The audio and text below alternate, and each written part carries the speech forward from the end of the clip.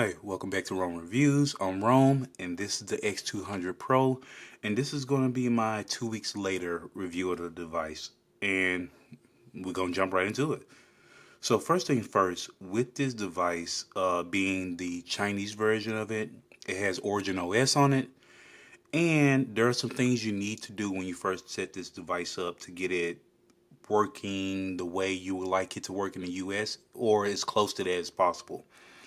First things first is you're going to have to go into your settings after you go through the initial setup of the device, and you're going to have to go to users and account, and you're going to have to go, let me see, make sure I'm in the right place. Yep.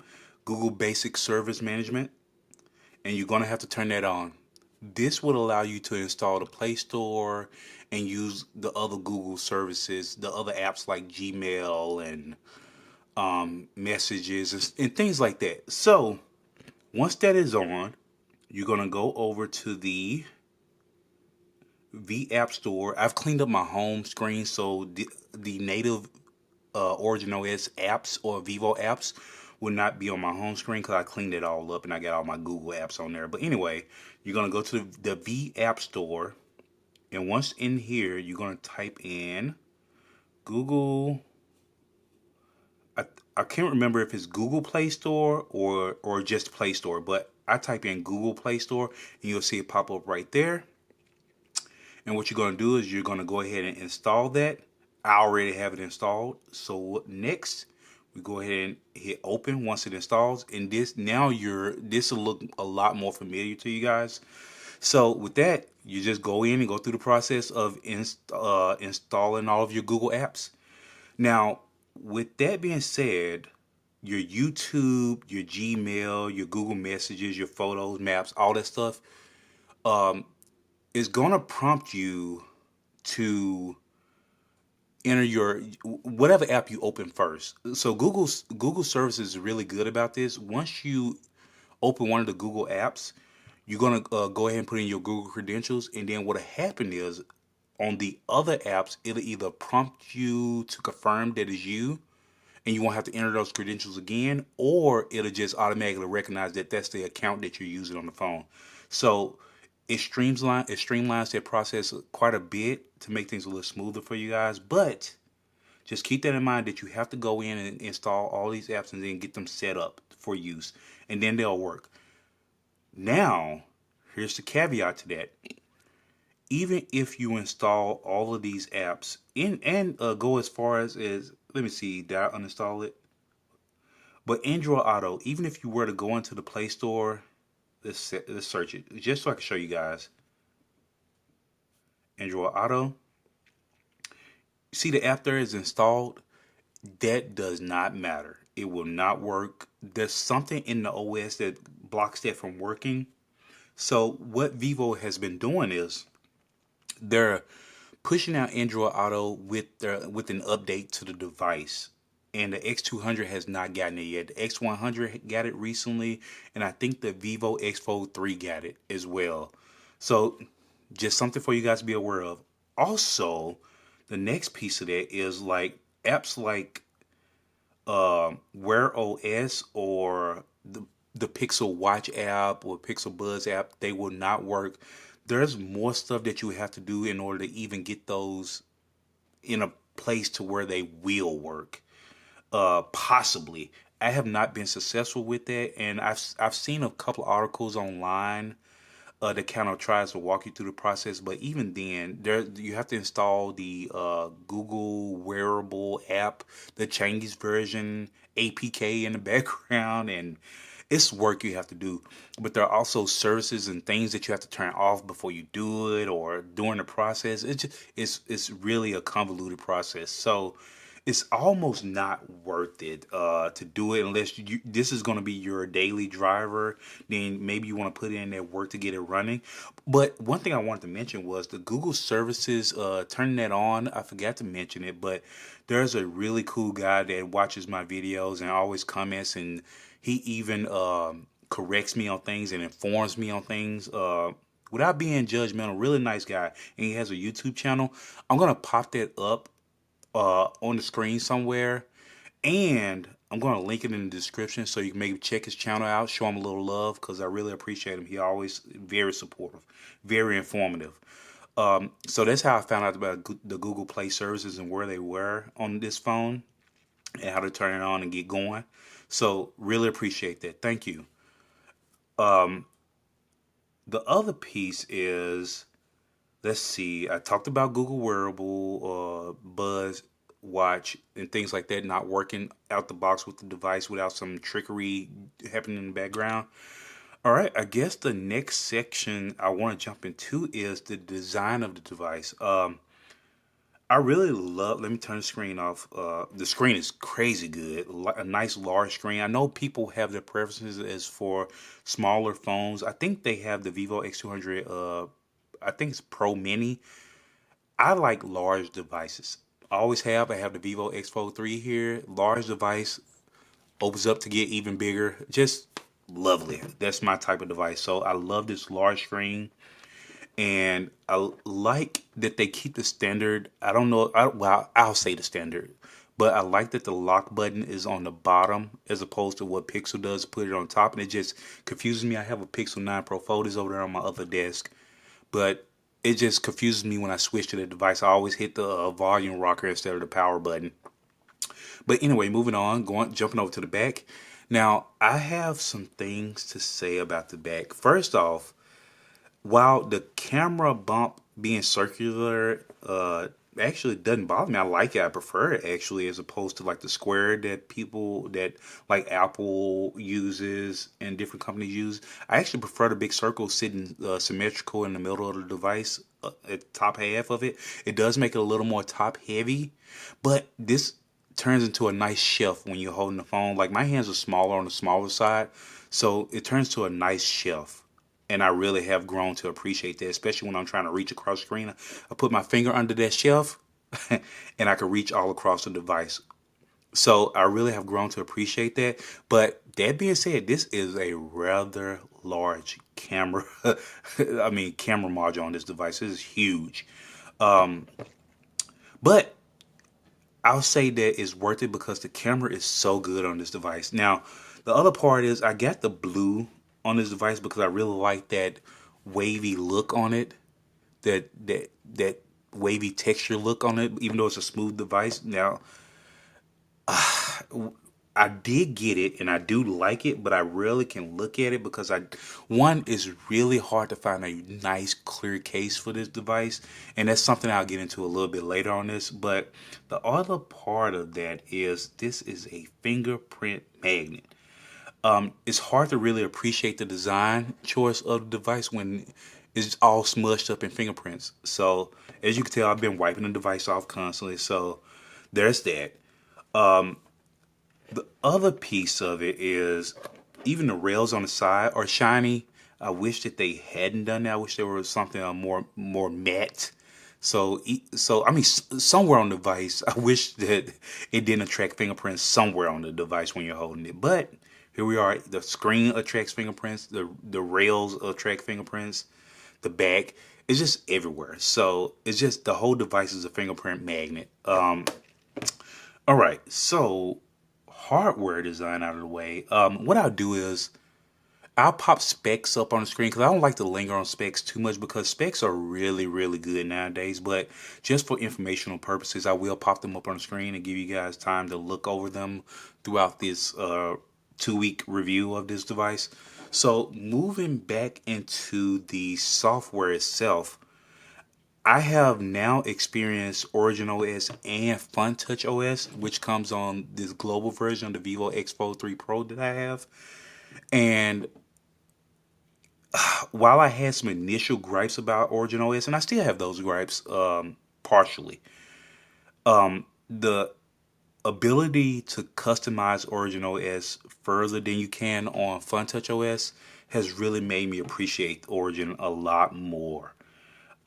From being able to make your folders large to this vertical folder to the horizontal folders, transition, you have more lock screen options. You have mood cube And I'm not going to spend a ton of time on this because I've already covered all of this. So, but I just want to shoot through it real quick just for the sake of this video. And maybe you can go back to the other video and check it out.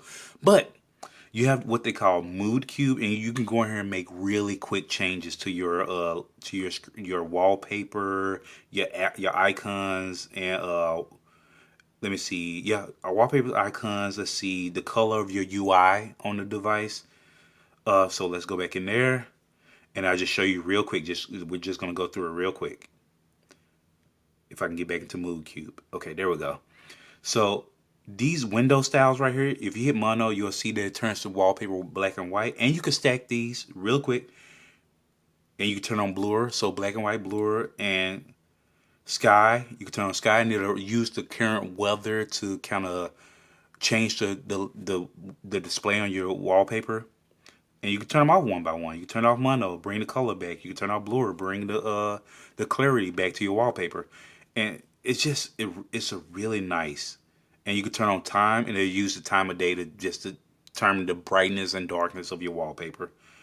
And you can change icons, just large, small, round, squared off. Just really nice.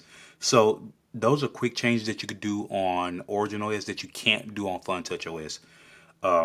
Like I said, I have a video on that, and you guys can go check it out. And I have like a nice comparison of the two side by side, so you can see that. I think I have it in 2 parts right now.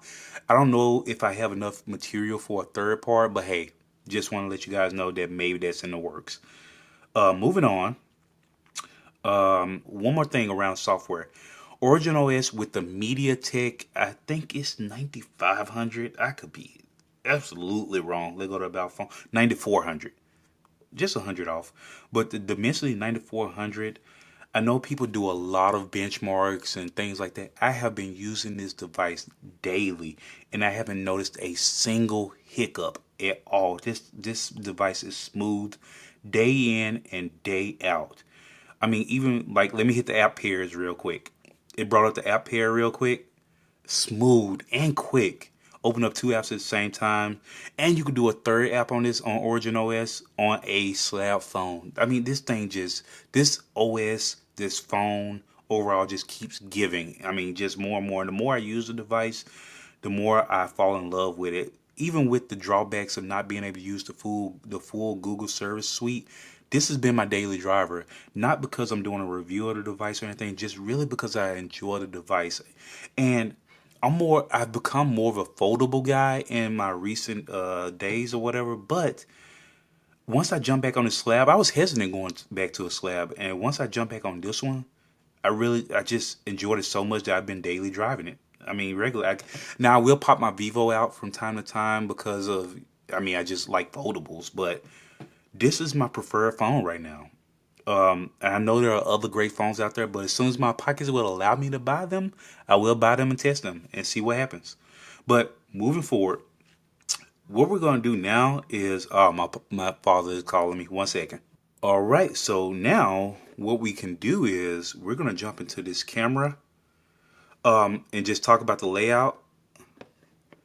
I'm going to actually, I can leave it up just so you can have something on screen to look at. So the layout of the camera in typical Vivo fashion, I mean, it's nice. I've actually grown to appreciate all the options and menus that you have. And as I've used the device more and more, I've just really grown to appreciate the layout overall. Once you click on the settings, the cog up there, well, not cog, the bolt, I guess the little shape, hexagon. Is that a hexagon?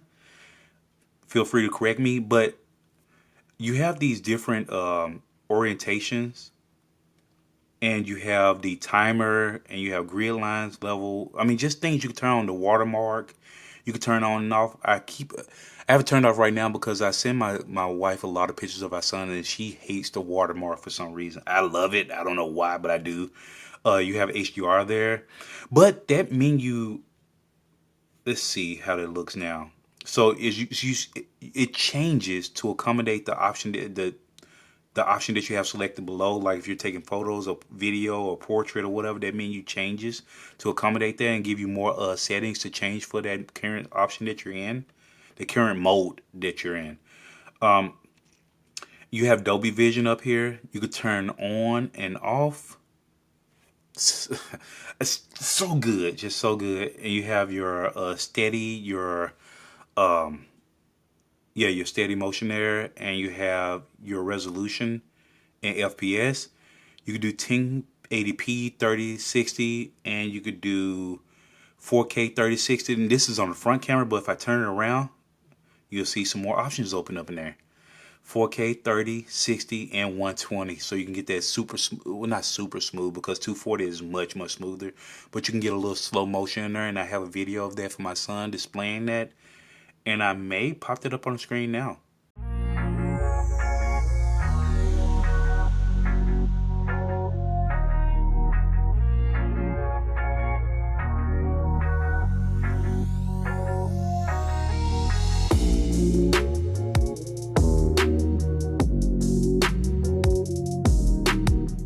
And moving on over to 1080p, you have 1080p 30 and 60. That's it. Those are the only two options. And then you have 8K 30 FPS. Now, what you see this little menu down below where you have default resolution and frame rate. You can set that to be any of these options up here by default when you first open the camera. Now, if I go in here and make changes to it, it'll only change it for this time that I have the camera open. If I close it and bring it back up, it'll reset to that preferred mode and frame rate, preferred resolution and frame rate. So that's that. And as you can see, you have snapshot here, and you can do live photo there. Now, this is a difference that I noticed between the FunTouch OS and Origin OS. You can only do live photo and snapshot on both devices. On FunTouch OS, it's only in snapshot mode. But if you go back over here to photo, you'll see that you still have the option to do a live photo up there. I don't know why that's not an option on the on FunTouch OS, but it's not. So once again, a little tip in there. So yep, going back, landscape. Yeah, portrait. These are the typical modes that you'll have across both devices.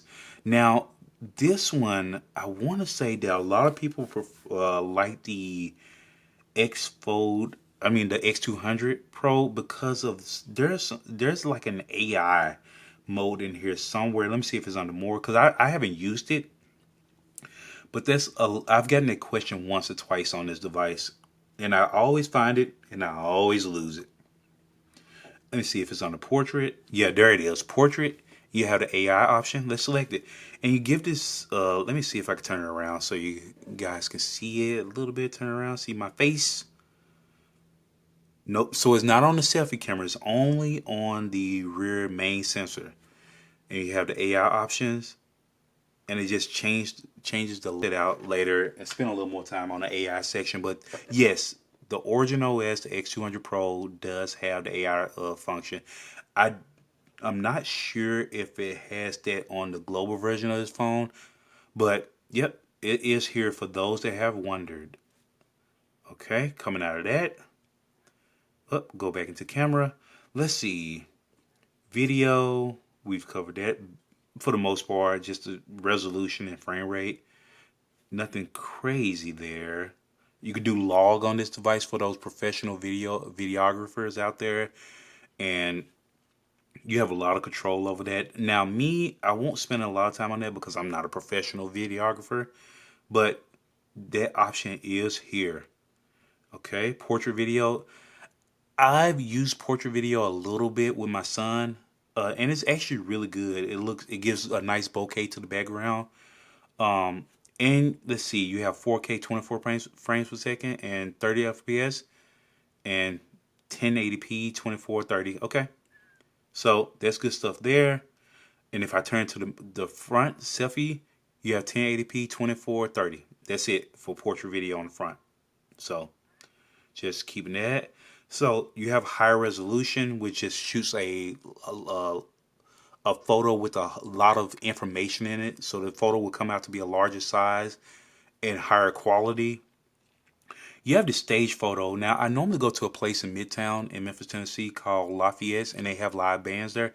I cannot wait to test that feature. I just haven't had a chance to get over there, but I can't wait because I've seen videos on it and it looks so good. So really want to try that.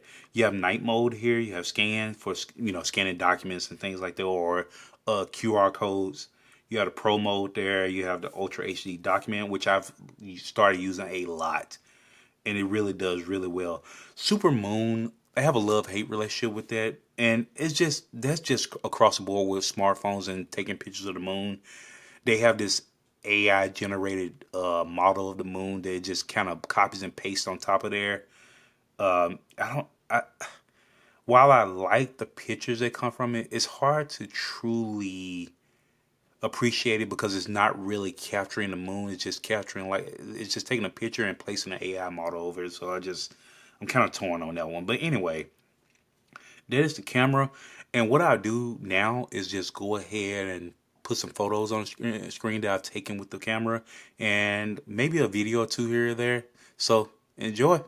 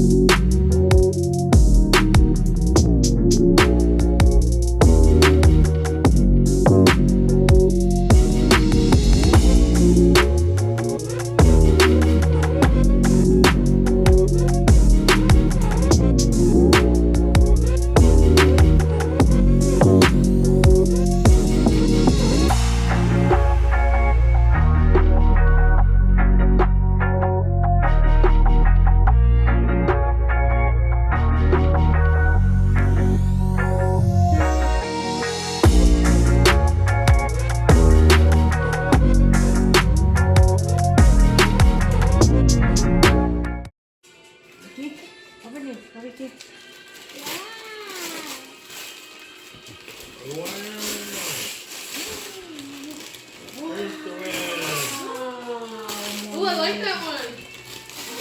Wow, yes. Wow, muñeco. It's a truck.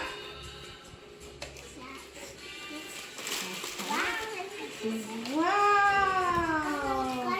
A truck. Yeah. All right, so moving on to the conclusion of this video. To sum it up, I strongly recommend the X200 Pro. Now, I will say that with a caveat. For people that live in the U.S., I'll say I recommend this device, but I'm having trouble with this, and I'll tell you why. I want to say get the global version for the full Google services suite and the Pixel Watch to work, the Buzz, and or your Samsung Watch to work on here and things like that. But that $300 markup on the device, on top of the original price being, a nice price, like $800 to $900, and then another $300 to $400 on top of that for the global version, it's a hard sell. So if you're using smartwatches or like Garmin or you have headphones that you use that are like Beats or something that just doesn't rely on Google services to work, they will work with this device. I have my Beats headphones connected to this phone, and I have been told and I have confirmed that the Garmin watch works with the device because it doesn't rely on Google services. So yeah, it's just I want to recommend the global version, but it's so hard with that price. But I do recommend this device overall. I thoroughly enjoy it. I love this X200. It's so good. Oh, and you can see that it cuts out the wallpaper around the clock, and it has that what's that? What is that called? I'm gonna ruin it. 1 second. Let's see. Depth. The depth mode for the wallpaper that kind of puts the wallpaper around, cuts into the clock a little bit. I really like that. So just little touches that Origin OS has. The hardware, the battery. Oh, I did not touch on the battery. So going into the battery, it's still early, and I took this device off the charge in the middle of the night. So let's go down. This is something with the Origin OS that kind of confuses me, and I may just not be understanding the information that's been provided to me, but use since last full charge, 5 hours and 38 minutes. Somehow I have a screen on activity duration of 6 hours and 50 minutes. How? When it hasn't even been off the charge that long. The duration of power consumption behaviors on the apps will be recorded, while the duration without such behaviors will not be recorded. I don't understand that. Screen off duration is 9 hours and 55 minutes. So I don't think I think what it's doing here, and it's just, like I said, feel free to jump down in the comments and correct me. I think what it's doing here is just, it's counting when I interact with the device, even if it's on the charger, or when I don't interact for screen off activity, even when it's off charger. But use since last full charge is 5 hours 38 minutes. So I mean that tracks, but down here just the layout confuses me a little bit. So if anybody can just bring me up to date on that, I really would appreciate it. But anyway, just to sum it up, at the end of the day, I'm talking about I take the phone off charger possibly 5:30 in the morning, and by, let's say, 8, 9 o'clock at night, by the time I'm ready to go to bed, I still have 40% on this phone. Now, that has a lot to do with the way Origin OS manages power consumption, app usage in the background, things like that. So without the full Google service suite running in the background, constantly reaching out, trying to get more information and trying to check for updates and notifications, things like that, that's why this battery performs so well. Now, I do have messages, Telegram, I think YouTube set up to where it does check constantly, so I can get my updates in a timely manner, my notifications in a timely manner. But I've really grown to appreciate that you're not constantly hounded by notifications on the device. So I haven't even gone in and turned on other stuff. I just turned on stuff that I felt like was important to me. Like I said, my messages, Telegram, YouTube. That's it really. And my security camera app that I use. I have those constantly checking for updates just to make sure that I'm informed. But other than that, I'm not hounded and I don't miss it. It was so weird when I first got the device and I was watching videos online and people were talking about, I'm not getting my notifications. And I was like, man, that might be a deal breaker for me.